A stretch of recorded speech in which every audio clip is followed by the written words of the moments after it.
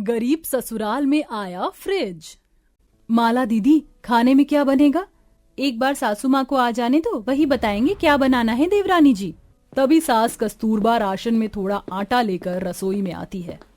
ये लो बहू, बिहारी की दुकान से 1 किलो आटा लाई हूँ, हिसाब किताब से बनाना ताकि अन्न बर्बाद ना हो। कल भी 4 रोटी कूड़े में गई थी, मेरा तो जी मचल गया था। बेचारा मेरा बेटा खून पसीना बहाकर हमारे लिए कमाता है, अब रोटी बना ले।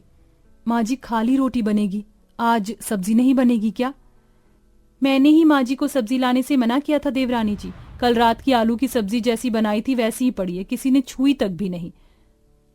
तो अभी वही मिलजुल कर चला लेंगे।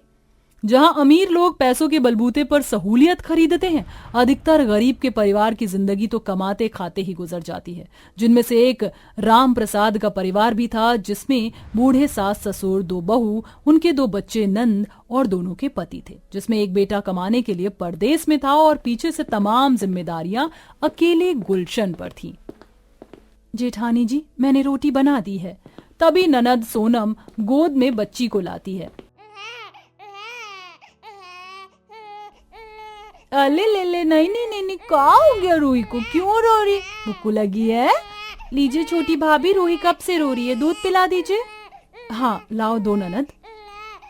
योगिता, तुम पेट से हो, ऐसे में रूही को दूध पिलाना तुम्हारे और उसके दोनों के लिए हानिकारक है।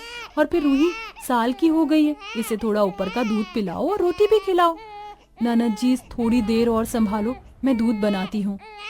बहू चूल्हे पर दूध चढ़ाकर उबालने लगती है। तभी गर्मी से सारा का सारा दूध फट जाता है।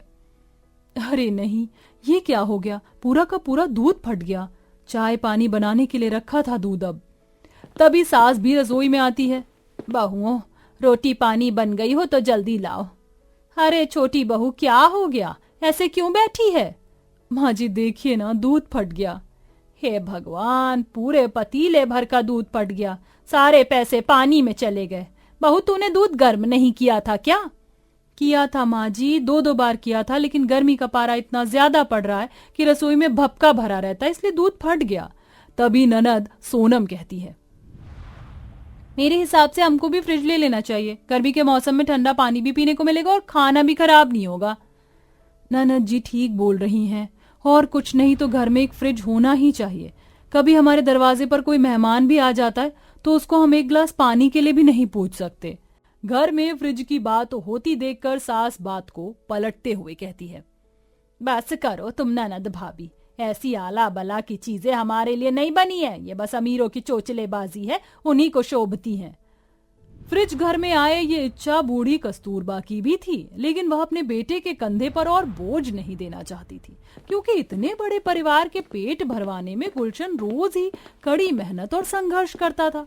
बहुएं सबको खाना परोसती हैं, मगर एक और खाते ही गुलशन थूक देता है। थू! अरे कब की सब्जी बनाई हुई है? क्या हुआ, सब्जी अच्छी नहीं लग रही क्या? ये सब्जी सड़ गई है, इसमें से बास आ रही है। कुछ और बनाया है तो लेके आओ। दोनों बहुएं लाचारों की तरह वहीं खड़ी सास का मुंह ताकने लगती हैं, क्योंकि ना तो उसके अलावा कोई बनी सब्जी थी और ना बनाने को। जी, और दूसरी सब्जी नहीं है। अरे तो बनाई क्यों नहीं थी? आलस करना तो कोई तुमसे सीखे। दिन भर बाहर में गर्मी और धूप में गधों की तरह काम करो और टाइम की रोटी भी ठीक से नहीं मिलती। इतना सब सुनकर गुलशन थाली से उठ जाता है। योगिता वहीं खड़ी सर को झुकाए रोने लगती है। गुलशन देवर जी, देवरानी जी की कोई गलती नहीं थी, मैंने मना किया था सब्जी बनाने को। अब किसे पता था कि गर्मी से सब्जी खराब हो जाएगी?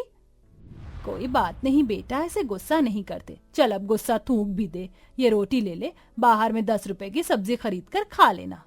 इसी तरह सिलसिला जारी था कि एक तरफ जहां गर्मी का मौसम आग बरसा रहा था, तो वहीं कभी सब्जियां सड़ जाती, तो कभी खाना खराब हो जाता और कभी तो दूध फट जाता। बहू, ये ले लौकी लाई हूँ, एकदम कच्ची कच्ची है, इसे कल सुबह बना देना। तुझे तो पता है गुलशन को लौकी के कोफ्ते कितने पसंद है। मेरा बच्चा 2 रोटी ज्यादा खा लेगा, दिन भर कितनी मेहनत करता है। जी माँ जी, लेकिन सुबह होने तक लौकी गर्मी से टिक नहीं पाती और खराब हो जाती है। हे भगवान, मैं तो दुखी हो गई हूँ, आज फिर नुकसान कर दिया। अरे भाग्यवान, जरा 1 गिलास ठंडा पानी पिला दो। अच्छा लाती हूँ। सास रसोई में आती और सब्जियों को खराब हुआ देखकर दुख के मन से कहती है, हे भगवान, फिर सब्जी खराब हो गई। इस गरीबी और गर्मी ने तो मिलकर हमारी जान ले रखी है। तो 5 साल की छोटी सी पूजा हाथ में रसना का पैकेट लेके आती है। माँ, मुझको ये लच्छना ठंडे पानी में दे दो बना के। अच्छा ठीक है, देती हूँ। माला मटके के पानी में रसना बना देती है, मगर पानी गर्म होने से पूजा चिढ़ जाती है। मुझको नहीं पीना, तुमने कितने गर्म पानी में घोल दिया, बर्फ वाला पानी दो।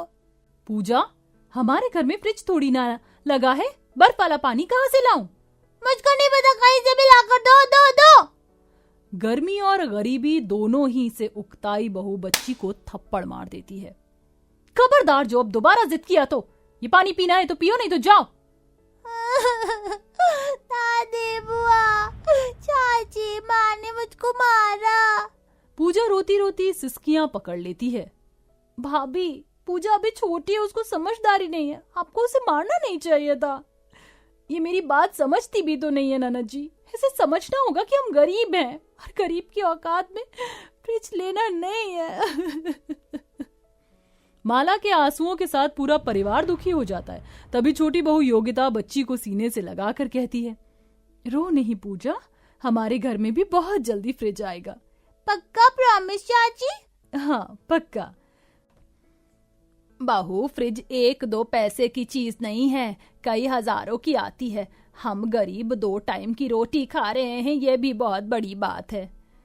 माँ जी, देखा जाए तो इस दुनिया में सब कुछ महंगा है, लेकिन अगर हम सब एक साथ मिलकर मेहनत करेंगे और थोड़ा थोड़ा भी जोड़ेंगे तो फ्रिज आ जाएगा। मेहनत करने वालों के लिए कुछ भी कठिन नहीं है। जब घर का मर्द हमको कमाकर खिला रहे हैं तो घर में बाकी जरूरत की पूर्ति हम मिलकर कर सकते हैं।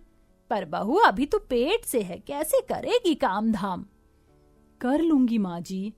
भगवान पर आस लगाकर गरीब बहू काम ढूंढने निकल जाती है। उसके संग संग उसकी ननद भी जाती है, जहां वो दोनों बड़ी सी कोठी में एक साथ में झाड़ू पोछा, बर्तन और खाना बनाने का काम पकड़ लेती हैं। तो इधर घड़ी में रहकर बड़ी बहू और सास भी खाली बैठने की बजाय तुरपाई करने लग जाती हैं। अब सब मिलकर मेहनत करते हैं और कमाई का 1-1 रुपया हिसाब किताब से खर्चने के बाद बचे हुए पैसे गुल्लक में डालते गए। इसी तरह से दिन गुजरते हैं। माँ, भाभी, सोनम, तुम सबको ऐसे काम करते देखकर मुझे बहुत दुख लग रहा है। मैं इस परिवार के लिए हर जरूरत को पूरा नहीं कर पा रहा हूँ। अजी, ऐसा क्यों कहते हो? आप भी तो हम सबका पेट पाल रहे हैं और हम घर में तो खाली ही बैठते थे। अब थोड़ा बहुत काम करने लगे हैं तो मन भी लग जाता है और पैसे भी आ रहे हैं, और हम पेट काट कर थोड़ी बचा रहे हैं जी। आखिर के 2-4 दिनों के अंदर में ही फ्रिज खरीदने जितने पैसे हो जाते हैं, जिसे गुलशन घर के लिए एक बहुत ही सुंदर रंग का फ्रिज खरीद कर घर लाता है। गरीब ससुराल में नए नए फ्रिज को देखकर सबका मन खुश होता है। अरे वाह, कितना बड़ा फ्रिज है। हाँ, अब हम ठंडा पानी जूस भी पियेंगे, और चाची आप मेरे लिए ठंडे आइसक्रीम जमाना। बिल्कुल पूजा बिटिया, मैं तुम्हारे लिए टेस्टी टेस्टी आइसक्रीम बनाऊंगी और केक भी। चलो, भगवान की दया से हमारे गरीब ससुराल में जरूरत की एक अच्छी चीज तो आ गई। अब बस इस गर्मी में हमें गरम गरम पानी नहीं पीना पड़ेगा और साग सब्जी खाना पीना कुछ खराब भी नहीं होगा। इसे चला कर तो दिखाओ, ये चलता कैसे है? जी माँ जी, अभी दिखाती हूँ। बहू योगिता फ्रिज चलाकर ससुराल वालों को दिखाती है और उसमें पानी ठंडा होने के लिए रख देती है, जो कुछ घंटे में बर्फ का पानी बन जाता है। और पानी की घूंट पीकर सबके चेहरे पर बेचैनी नहीं बल्कि एक मुस्कुराहट थी।